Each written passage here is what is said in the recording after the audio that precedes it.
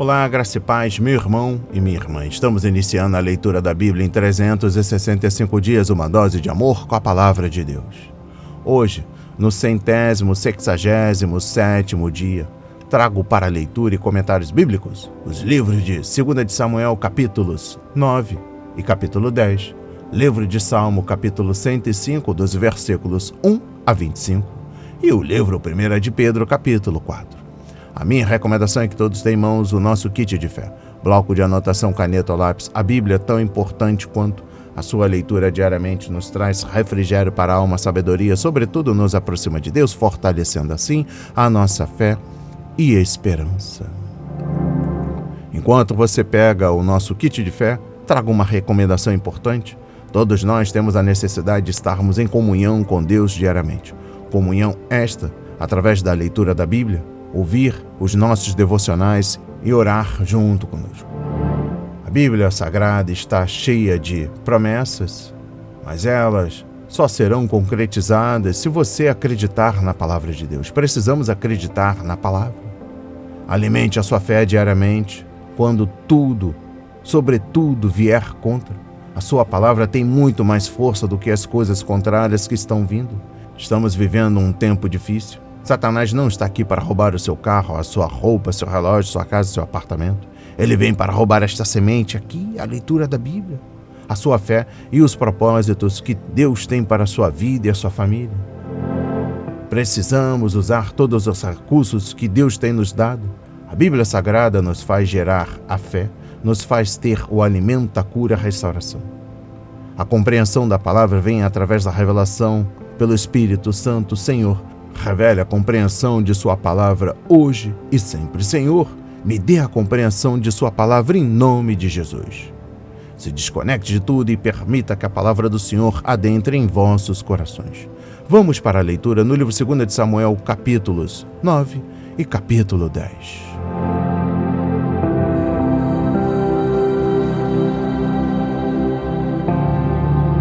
Davi e o filho de Jonatas.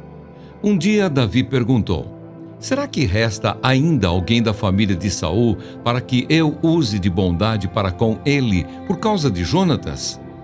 Havia um servo na casa de Saul cujo nome era Ziba. Chamaram-no pedindo que viesse falar com Davi. O rei perguntou: você é Ziba? Ele respondeu: sou eu mesmo, seu servo. Então Davi perguntou: existe mais alguém da família de Saul para que eu use da bondade de Deus para com ele? Ziba respondeu: ainda existe um filho de Jonatas, aleijado de ambos os pés. Então o rei perguntou: e onde está ele? Ziba respondeu: ele está na casa de Maquir, filho de Amiel, em Lodebar. Então o rei Davi mandou trazê-lo de Lodebar, da casa de Maquir, filho de Amiel. Quando Mefibosete, filho de Jonatas, filho de Saul, chegou diante de Davi, inclinou-se, prostrando-se com o rosto em terra. Davi disse: Mefibosete. Ele respondeu: aqui estou, às suas ordens. Então Davi lhe disse: não tenha medo, porque serei bondoso com você por causa de Jonatas, seu pai. Vou restituir a você todas as terras de Saul, seu pai, e você sentará sempre à minha mesa para comer. Então Mefibosete se inclinou e disse: quem é este seu servo, para que o meu senhor tenha olhado para um cão morto como eu? Então Davi chamou Ziba, servo de Saul, e lhe disse: tudo o que pertencia a Saul e a toda a casa dele, eu dei ao neto de seu senhor. Você, os seus filhos e os seus servos cultivarão a terra para ele e recolherão os frutos, para que a casa de seu senhor tenha o que comer. Porém, Mefibosete, neto de seu senhor, sentará sempre à minha mesa para comer. Ziba tinha 15 filhos e 20 servos.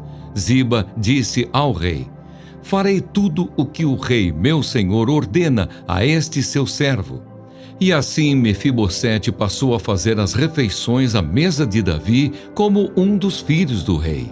Mefibosete tinha um filho pequeno chamado Mica.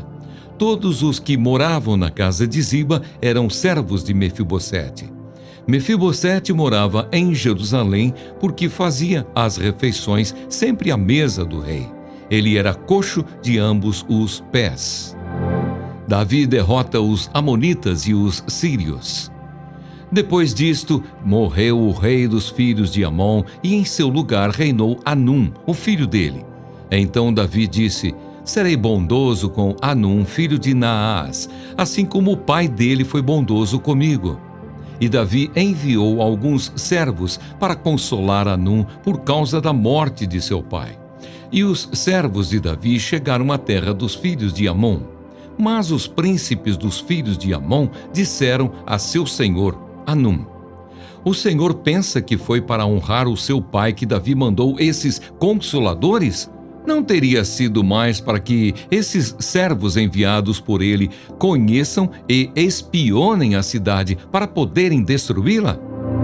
Então Anum pegou os servos de Davi, rapou metade da barba de cada um deles, cortou metade das roupas até a altura das nádegas e os mandou embora.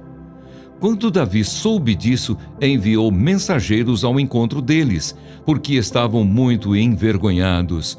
O rei mandou dizer-lhes: fiquem em Jericó até que a barba de vocês cresça de novo. Depois venham para cá. Quando viram que haviam despertado o ódio de Davi, os filhos de Amon mandaram mensageiros e contrataram 20.000 soldados dos sírios de Bet-Reob e dos sírios de Zobá, 1.000 soldados do rei de Maacá e 12.000 de Tobi. Davi soube disso e enviou contra eles Joabe com todo o exército dos valentes. Os filhos de Amon saíram e se prepararam para a batalha à entrada do portão da cidade. E os sírios de Zobá e Reob e os homens de Tobi e Maacá estavam à parte no campo. Quando Joabe viu que a batalha estava preparada contra ele, tanto pela frente como pela retaguarda, escolheu os melhores soldados de Israel e os formou em linha contra os sírios. O resto do exército ele entregou a Absai, seu irmão, o qual o formou em linha contra os filhos de Amon. Joabe disse a Absai: se os sírios forem mais fortes do que eu, você virá em meu socorro. E se os filhos de Amon forem mais fortes do que você, eu irei em seu socorro. Seja forte. Vamos lutar com coragem pelo nosso povo e pelas cidades de nosso Deus. E que o Senhor Deus faça o que achar melhor. Então Joabe avançou com o povo que estava com ele e travaram batalha contra os sírios, que fugiram diante dele. Quando os filhos de Amon viram que os sírios fugiam, também eles fugiram de Absai e entraram na cidade. Então Joabe parou de lutar contra os filhos de Amon e voltou para Jerusalém. Quando os sírios viram que tinham sido derrotados por Israel, tornaram a reunir as suas tropas. Hadadezer mandou chamar os sírios que estavam do outro lado do rio Eufrates, e eles foram até Elã. Sobaque, comandante do exército de Hadadezer, marchava adiante deles. Quando ficou sabendo disso, Davi reuniu todo o Israel, passou o Jordão e foi a Elã. Os sírios se puseram em ordem de batalha contra Davi e lutaram contra ele. Porém, os sírios fugiram de Israel e Davi matou os condutores de 700 carros de guerra e 40.000 cavaleiros sírios. Também feriu Sobaque, o comandante do exército que morreu ali. Quando todos os reis, servos de Hadadezer, viram que tinham sido vencidos por Israel, fizeram paz com Israel e o serviram. E os sírios ficaram com medo de voltar a socorrer os filhos de Amon.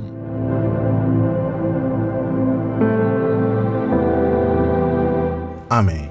Compreendendo o livro 2 de Samuel, capítulo 9, a bondade de Deus é um tema central neste capítulo. Quando o Senhor estendeu sua misericórdia e favor a pessoas que não merecem, Paulo viu a bondade do Senhor na vinda de Jesus Cristo e em sua obra na cruz, conforme Efésios 2, versículos 1 a 9 e Tito 3, versículos 1 a 7. E vemos nas relações de Davi com Mefibosete, uma imagem de beniguidade de Deus para com pecadores perdidos.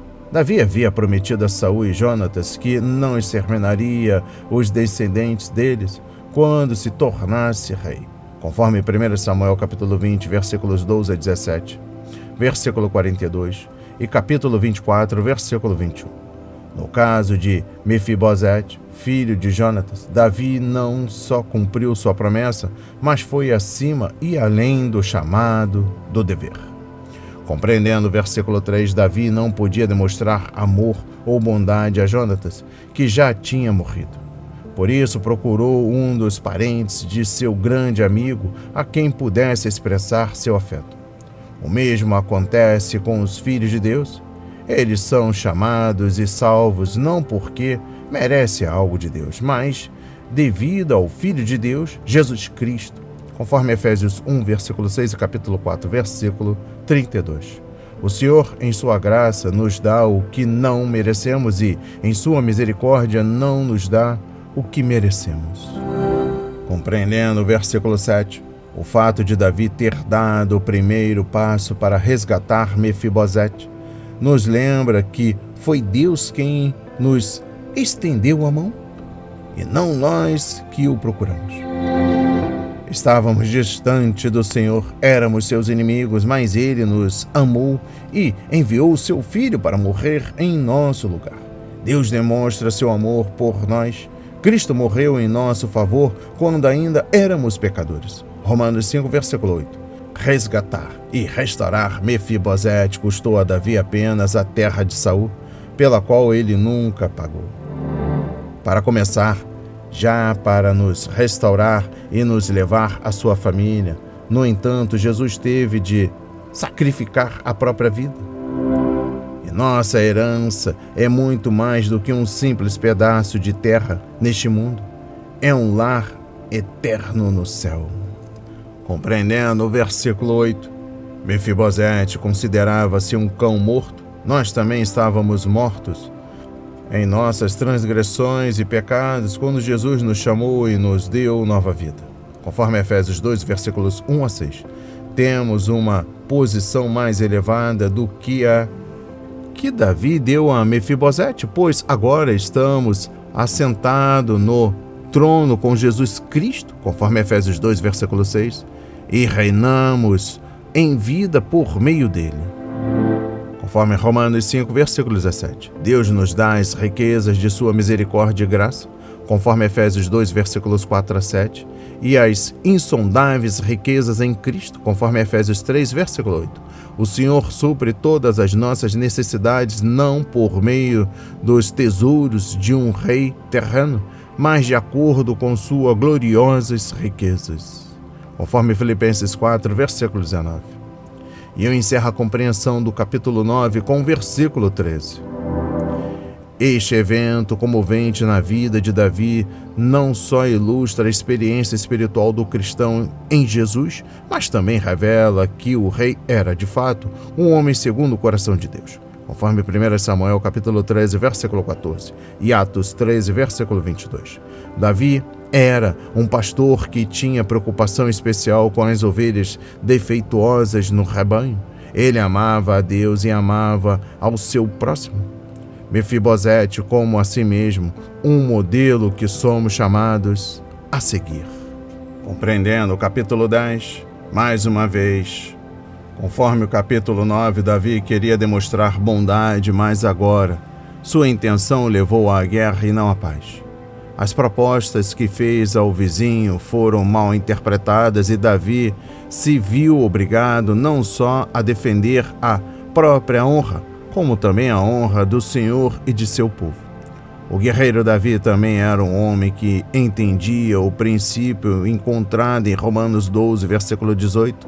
Façam todo o possível para viver em paz com todos.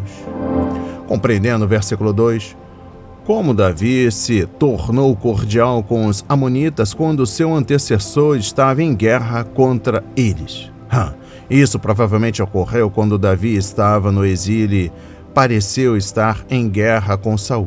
Durante aqueles anos, como foragido, Davi tentou formar uma rede de amizades fora de Israel, apoio com que esperava contar quando se tornasse rei. A expressão serei bondoso pode carregar o sentido de fazer uma aliança. Assim, talvez tenha sido o desejo de Davi não só consolar Hanun, como também fez uma aliança com ele. Exposição bíblica dos versículos 4 e 5. Os amonitas rasparam o rosto dos embaixadores, deixando intacto apenas um lado da barba. E depois cortaram as vestes oficiais dos homens até a altura da cintura. Os homens judeus deveriam manter a barba intacta, conforme Levítico 19, versículo 27, capítulo 21, versículo 5 e Deuteronômio 14, versículos 1 e 2. Por isso, mexer na barba de um homem era um grande insulto. Da mesma forma, todos os judeus deveriam se vestir de forma modesta. Então, expor o corpo deles foi ainda mais constrangedor.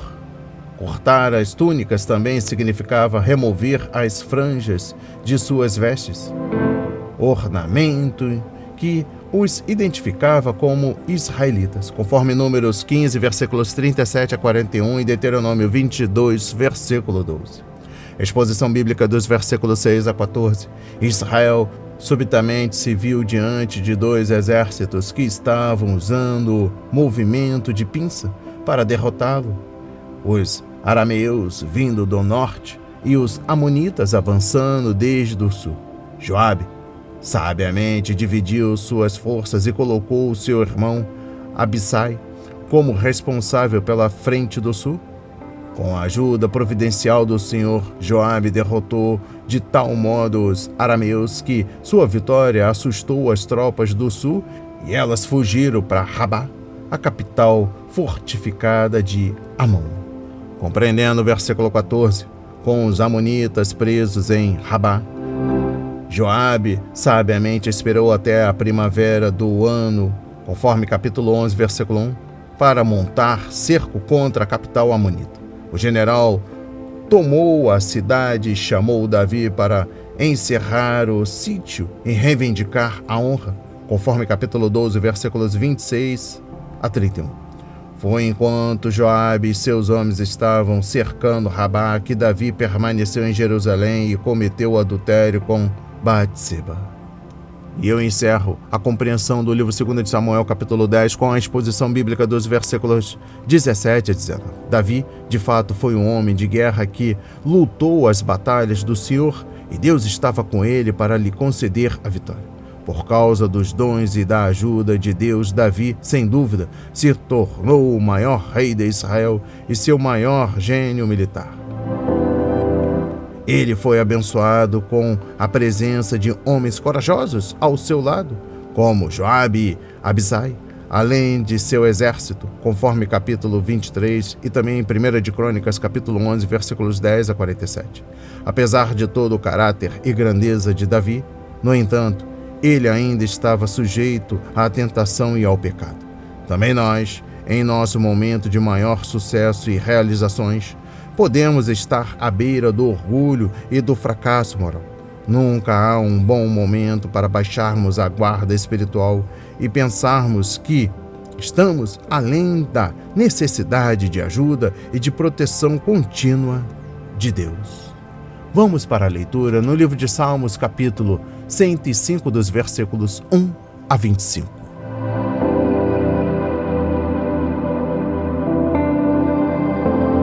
Deus e o seu povo. Deem graças ao Senhor, invoquem o seu nome. Tornem conhecidos entre os povos os seus feitos. Cantem a Deus, cantem louvores a Ele. Falem de todas as suas maravilhas. Gloriem-se no seu santo nome. Alegre-se o coração dos que buscam o Senhor. Busquem o Senhor e o seu poder. Busquem continuamente a sua presença. Lembrem-se das maravilhas que ele fez, dos seus prodígios e dos juízos de seus lábios, vocês, descendentes de Abraão, seu servo, vocês, filhos de Jacó, seus escolhidos. Ele é o Senhor nosso Deus, os seus juízos permeiam toda a terra. Lembra-se perpetuamente da sua aliança, da palavra que empenhou para 1000 gerações, da aliança que fez com Abraão e do juramento que fez a Isaque, o qual confirmou a Jacó por decreto e a Israel por aliança perpétua, dizendo: Eu lhe darei a terra de Canaã como porção da sua herança. Quando eles eram em pequeno número, pouquíssimos e estrangeiros na terra de Canaã, quando andavam de nação em nação, de um reino para outro reino, Deus não permitiu que ninguém os oprimisse, e por amor deles, repreendeu reis, dizendo: Não toquem nos meus ungidos, nem maltratem os meus profetas. Deus fez vir fome sobre a terra e cortou os meios de se obter pão.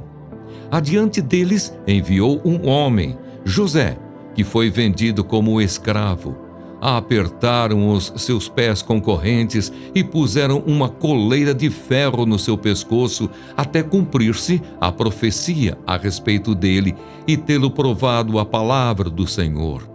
O rei mandou soltá-lo. O dominador dos povos o pôs em liberdade. Constituiu-o senhor de sua casa e administrador de tudo o que possuía, para, como bem quisesse, sujeitar os seus príncipes e ensinar a sabedoria aos seus anciãos. Então Israel entrou no Egito e Jacó peregrinou na terra de Cã. Deus fez sobremodo fecundo o seu povo e o tornou mais forte do que os seus opressores. Mudou o coração dos egípcios para que odiassem o seu povo e usassem de astúcia para com os seus servos. Amém.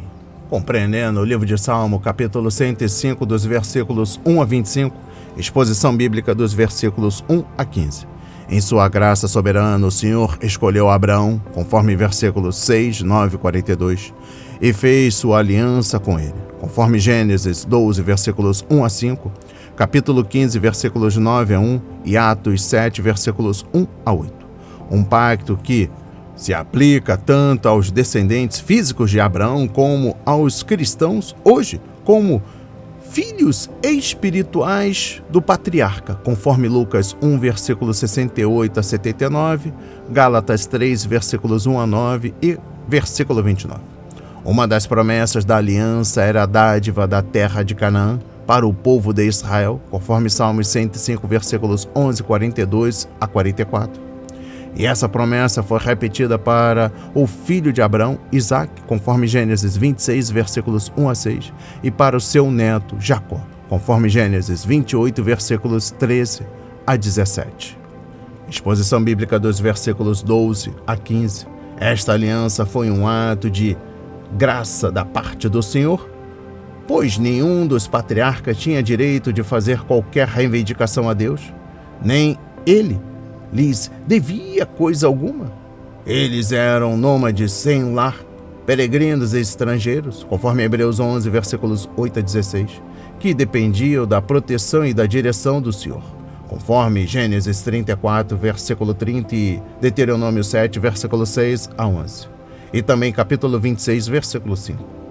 Mesmo quando eles pecavam, Deus os protegia e até reprovava reis em favor deles. E eu encerro a compreensão do livro de Salmos, capítulo 105, versículos 1 a 25, com a exposição bíblica dos versículos 16 a 25. Quando Jacó se encontrou novamente com seu filho José, Deus, em sua graça, transformou sua família de 70 pessoas em uma nação grande e poderosa, capaz de ameaçar a segurança do Egito. Por mais escuro que esteja o caminho, o Senhor sempre envia seu servo à frente para prepará-lo.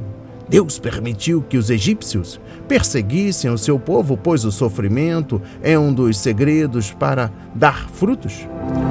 Evidentemente, o Senhor não forçou os egípcios a odiarem os israelitas, nem forçou o faraó a endurecer o coração. Deus dispôs as circunstâncias de modo que o rei do Egito e seus oficiais tivessem a opção de obedecer ou não a sua palavra proferida por Moisés. Foi a obstinada desobediência dos egípcios que endureceu o coração deles. Vamos para a leitura no livro 1 de Pedro, capítulo 4.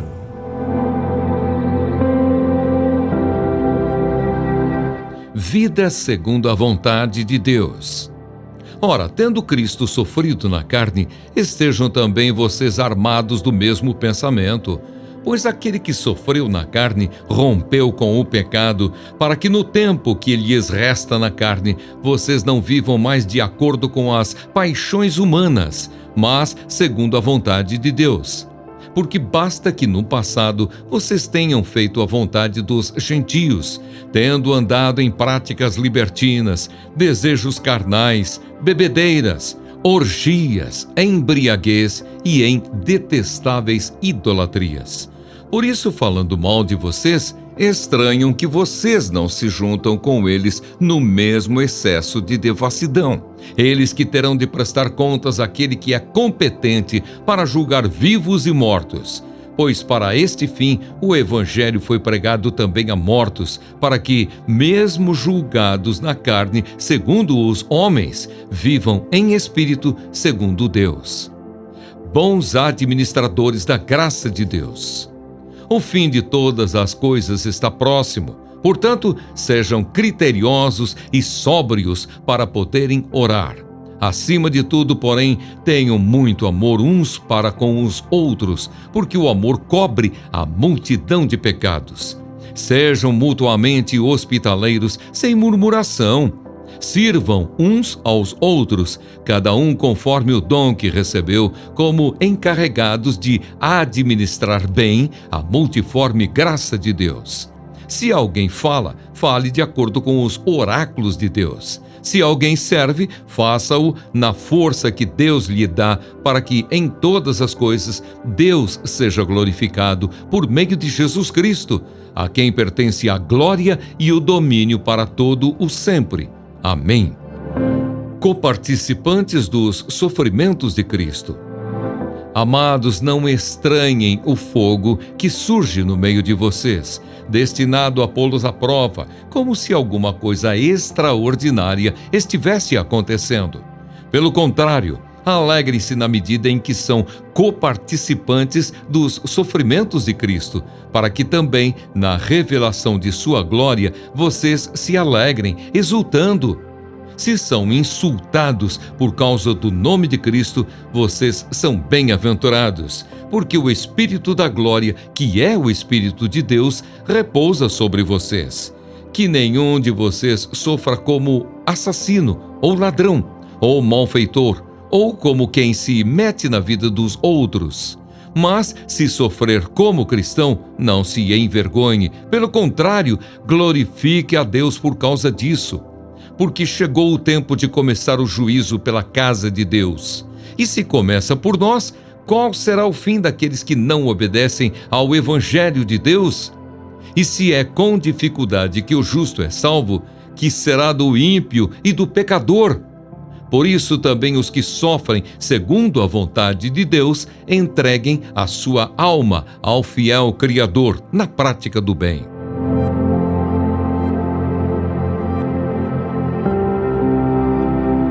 Amém. Compreendendo o livro 1 de Pedro, capítulo 4, versículo 1. O sofrimento, além de Cristo em nossa vida, pode nos ajudar a ter vitória sobre o pecado. Mas a ideia central aqui parece ser a mesma verdade ensinada em Romanos 6. Nós nos identificamos com o Salvador em seu sofrimento e morte, portanto, podemos ter vitória sobre o pecado. Uma vez que nos entregamos a Deus e temos a mesma atitude de Jesus para com o pecado, podemos vencer a velha existência e manifestar a nova vida. Exposição bíblica dos versículos 4 a 6.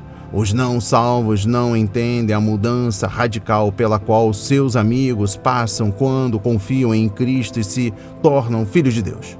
Os não salvos podem nos julgar, mas um dia Deus irá julgá-los. Em vez de discutirmos com eles, devemos orar em seu favor, sabendo que o julgamento final pertence a Deus. Essa foi a atitude de Jesus, conforme capítulo 2, versículo 23, e o apóstolo Paulo tomaram, conforme 2 Timóteo capítulo 2, versículos 24 a 26. Devemos temer a Deus e não as pessoas, conforme 1 de Pedro capítulo 3, versículos 13 a 17.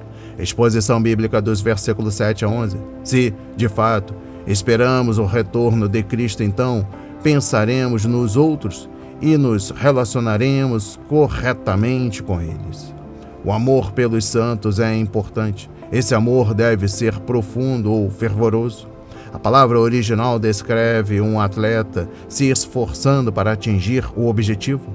Ela fala de ânsia e intensidade. O amor cristão é algo que temos que exercitar do mesmo modo que um atleta faz com suas potencialidades. Ele não é uma questão de sentimento emocional, embora o inclua mais de uma vontade dedicada. O amor cristão significa que tratamos os outros como Deus nos trata, obedecendo aos seus mandamentos na palavra. Exposição bíblica dos versículos 12 a 19. A perseguição não é algo estranho à vida cristã. Ao longo da história, o povo de Deus padeceu nas mãos do mundo incrédulo. Os cristãos são diferentes dos incrédulos, conforme 2 Coríntios capítulo 6, versículos 14 a 18. Este tipo diferente de vida produz uma forma também diferente de estilo de viver. Muito do que se passa no mundo decorrente de mentiras, orgulho, prazer e desejo de possuir mais. Os cristãos dedicados identificam sua vida sobre a verdade com humildade, santidade e desejo de glorificar a Deus. Exposição bíblica dos versículos 13 a 14. Nosso sofrimento significa comunhão em Cristo, conforme versículo 13. Sofrer com Jesus e ser tratado pelo mundo de modo como Ele tratou o Salvador é uma honra e um privilégio. Sofrer com Cristo é uma dádiva de Deus, conforme Filipenses 1, versículo 29, capítulo 3, versículo 10. Todavia, nem todo cristão cresce até chegar à posição em que Deus pode lhe confiar esse tipo de experiência. Por isso, devemos nos alegrar quando temos tamanho privilégio. Exposição bíblica dos versículos 15 a 18. Na fornalha da perseguição e do sofrimento, muitas vezes temos mais da luz do meio da qual podemos examinar a nossa vida e o nosso ministério. A prova ardente é um processo de refinação do meio do qual Deus remove as impurezas e nos purifica. Essa verdade deve nos motivar a sermos o mais puro e obedientes possível. Compreendendo o versículo 15, note que nem todas as dificuldades da vida são necessariamente provas ardentes. Alguns problemas que enfrentamos simplesmente fazem parte da vida humana e quase todos passam por eles. Infelizmente, trazemos algumas dificuldades sobre nós mesmos por causa da desobediência do pecado. E eu encerro o estudo da Bíblia e também da compreensão do livro 1 de Pedro, capítulo 4, com o versículo 19. Deus, o Criador, supre as necessidades de seu povo, conforme Mateus 6, versículos 24 a 34. O Criador prover alimento e roupas para os crentes perseguidos e os protege em tempos de perigo. Com esse tipo de Pai, não temos necessidade de nos preocupar. Ele é o Criador fiel e a sua fidelidade não falhará. As palavras de hoje foram semeadas para as nossas vidas, para a honra e a glória do Senhor. Receba este alimento diário, não hesite, compartilhe. Deus está interessado na minha e na sua dor.